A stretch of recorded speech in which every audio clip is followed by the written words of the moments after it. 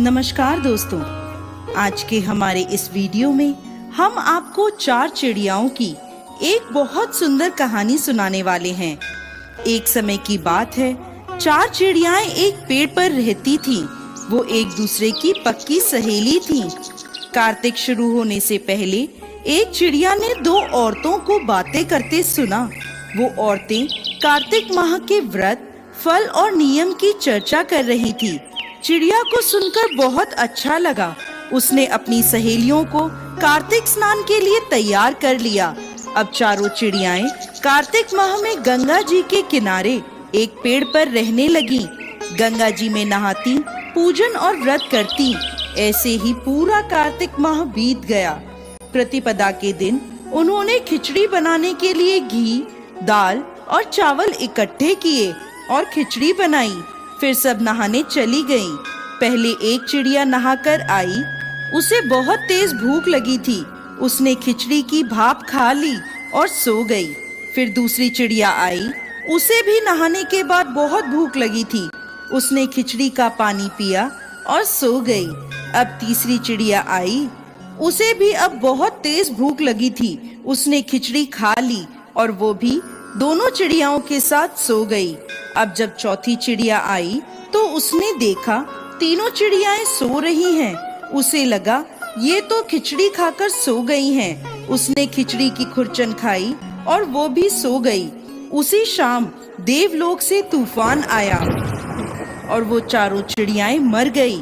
अगले जन्म में जिस चिड़िया ने भाप खाई थी वो राजा के घर राजकुमारी बनी।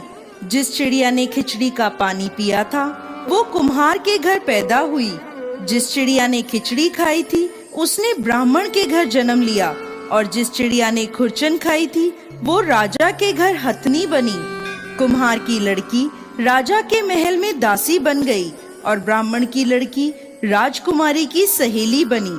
राजकुमारी को अपने पिछले जन्म की सब बातें याद थी। राजकुमारी का विवाह हुआ। जब वो विदा हुई तो राजा से बोली कि मैं अपनी सहेली और दासी को साथ ले जाऊंगी। राजा ने कहा ठीक है। राजकुमारी फिर बोली मैं इस हथनी को भी साथ लेकर जाऊंगी। राजा ने सैनिकों से कहा हथनी को ले आओ, पर हथनी उठी ही नहीं। तो राजकुमारी ने हथनी के कान में जाकर अपने पिछले जन्म की सारी बात कही तो हथनी खड़ी हो गई।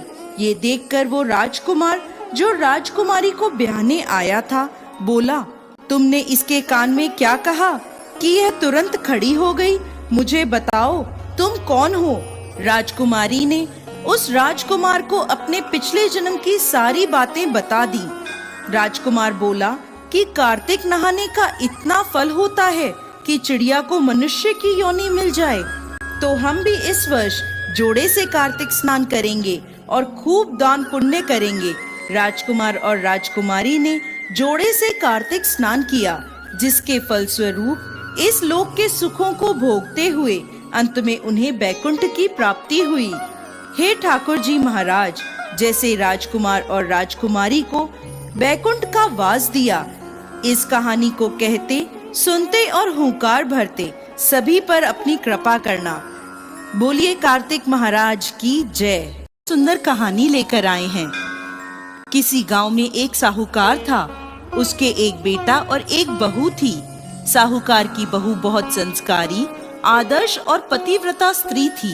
पूरे घर का काम बहुत अच्छे से संभाल लेती थी। वो बहुत सुंदर भी थी। बहू ने नियम ले रखा था कि वो किसी भी पर पुरुष के सामने नहीं जाती थी। पुण्य कर्मों में, पूजा पाठ, दान सेवा में उसकी रुचि थी। हर वर्ष कार्तिक स्नान व्रत जरूर करती थी। कार्तिक में बहू गंगा जी स्नान के लिए अवश्य जाती थी, लेकिन कोई पर पुरुष ना देख ले, इसलिए वो सुबह तड़के ही स्नान कर लेती थी। एक बार कार्तिक माह में उस नगर के राजा के बेटे ने भी कार्तिक स्नान का विचार किया। वो सुबह जब गंगा जी पर आया तो देखता है कि घाट गीला है। वो हैरान होकर सोचने लगा, मैं इतना जल्दी स्नान करने आया हूँ, पर मुझसे भी पहले कौन स्नान करके चला गया? रोज यही होता। वो सोचता ही रहता कि इतनी सुबह कौन आया होगा। कार्तिक महीने के अंतिम 6 दिन बचे थे उस दिन साहूकार की बहू तो स्नान करके वापस जा रही थी और उसी समय राजा का बेटा स्नान के लिए आ रहा था। आवाज सुनकर बहू जल्दी जल्दी जाने लगी, लेकिन जल्दबाजी में वो अपनी माला और मोजड़ी वहीं घाट पर छोड़ गई। राजा का बेटा जब घाट पर पहुंचा तो उसने घाट पर वह माला और मोजड़ी देखी तो वो समझ गया कि कोई स्त्री है जो मुझसे पहले यहाँ स्नान करने आती है। राजा के बेटे ने उस माला और मोजड़ी को हाथ में उठा लिया और सोचने लगा कि जिस स्त्री की माला और मोजड़ी इतनी सुंदर है वो खुद कितनी सुंदर होगी। उसके मन में पाप आ गया। उसने पूरे गांव में घोषणा करवा दी कि जिस स्त्री की ये माला और मोजड़ी है वो 5 रात मेरे पास आएगी। सारे गांव में थू थू होने लगी, लेकिन राजा का बेटा है, कोई बात टाल ही नहीं सकता। साहूकार की बहू ने राजा के बेटे को संदेश भिजवाया, ये माला और मोजड़ी मेरी हैं। मैं 5 रात गंगा जी के घाट पर आऊंगी, वहां मुझसे जो कहना है कह लो। साथ ही एक साक्षी ले आना जो यह साख भर सके कि मैं 5 रातों तक वहां आई थी। राजा के बेटे ने कहा, इस परम सुंदरी को तो बस मैं ही देखूंगा। और अपने साथ उसने एक सुवा को, बोलने वाले तोते को पिंजरे में बंद करके घाट के किनारे पेड़ पर टांग दिया और खुद वहां बैठकर उस स्त्री के सपने संजोने लगा। बहू रात को जब घाट पर आई, पहली पौड़ी पर पैर रखा और बोली, हे कार्तिक के ठाकुर, राई दामोदर, पांचों पांडु, छठे नारायण, भीकम राजा, मुझ पर कृपा करो, मेरी लाज रखो, उस पापी को नींद आ जाए। तभी राजा के बेटे को नींद आ गई। बहू नहा धोकर जाने लगी तो तोते से बोली, सुवा सुवा, तेरे गल डालूंगी हीरा, मेरी साख भरियो मेरे वीरा। सुवा यानी तोता बोला, कभी वीर भी साख भरता है? तो फिर से वह बोली, सुवा सुवा, सुबह तेरे पग घालूंगी नेवर, साख भरियो मेरे देवर। सुवा ने कहा, ठीक है भाभी, मैं तेरी साख रखूंगा। वो चली गई। तब राजा का बेटा हड़बड़ाकर उठा तो सुवा से पूछा, सुवा वो आई थी क्या, कैसी थी? सुवा बोला, आभा की सी बिजली, होली की सी झल, केले की सी कामिनी, गुलाब का सा रंग। अगले दिन राजा के बेटे ने सोचा, आज मैं अपनी उंगली में चीरा लगा लेता हूँ, दर्द के मारे मुझे नींद ही नहीं आएगी। वह उंगली चीर कर वहाँ लेट गया। बहू आई और उसी तरह प्रार्थना करने लगी और राजकुमार को फिर से नींद आ गई। वो स्नान करके फिर चली गई। राजकुमार ने फिर तोते से पूछा तो उसने वो सारी बातें दोहरा दी। अगले दिन राजकुमार आंखों में मिर्ची डालकर बैठ गया। बहू आई, उसी तरह प्रार्थना करने लगी। भगवान के प्रभाव से राजकुमार को फिर से नींद आ गई। जब वह चली गई तब राजकुमार उठा और फिर से तोते से पूछा। तोते ने वही सारी बातें उसे बता दी। राजकुमार अगले दिन बिना बिस्तर के बैठा कि बिस्तर की गर्मी से मुझे नींद आ जाती है।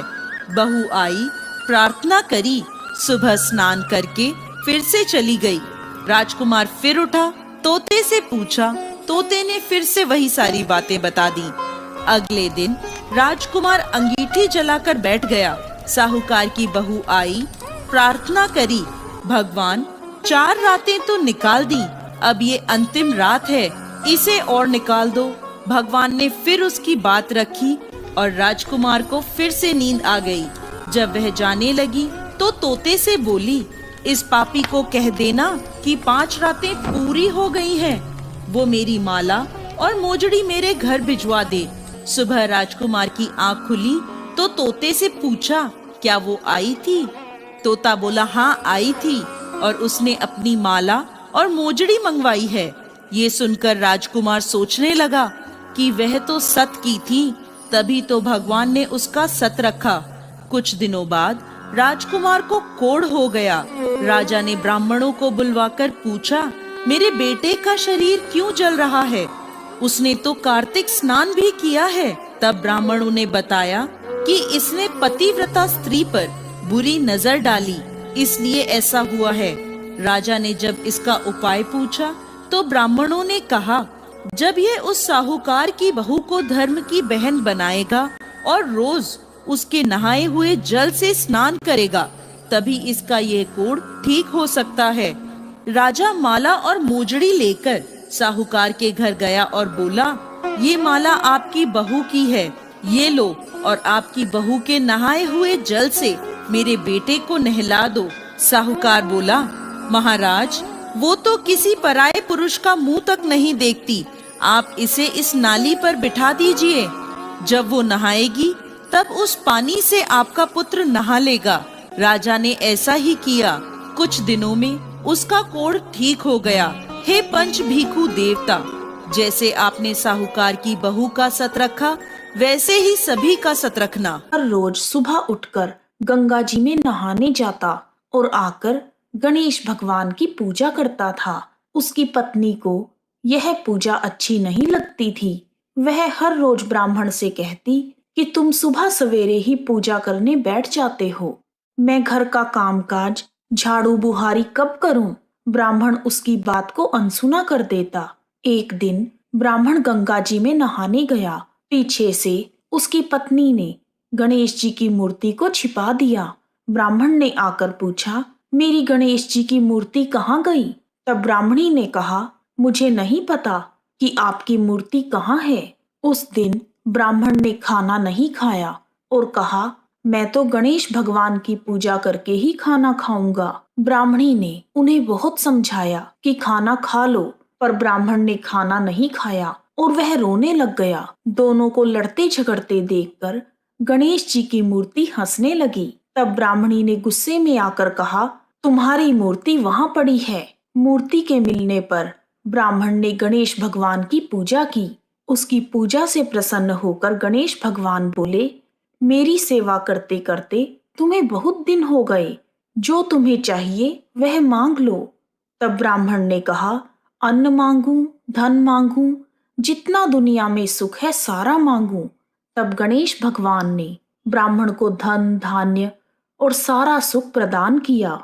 फिर ब्राह्मण गणेश भगवान की मूर्ति को मंदिर में रखकर पूजा करने लगा। धन धान्य से भरपूर होने पर ब्राह्मणी के मन में गणेश भगवान के लिए श्रद्धा पैदा हुई। फिर वह ब्राह्मण को बोलकर गणेश भगवान की मूर्ति घर ले आई और दोनों पति पत्नी खूब प्रेम से गणेश भगवान की पूजा करने लगे। हे गणेश महाराज, जैसा आपने ब्राह्मण और ब्राह्मणी को दिया, वैसा ही सब किसी को देना।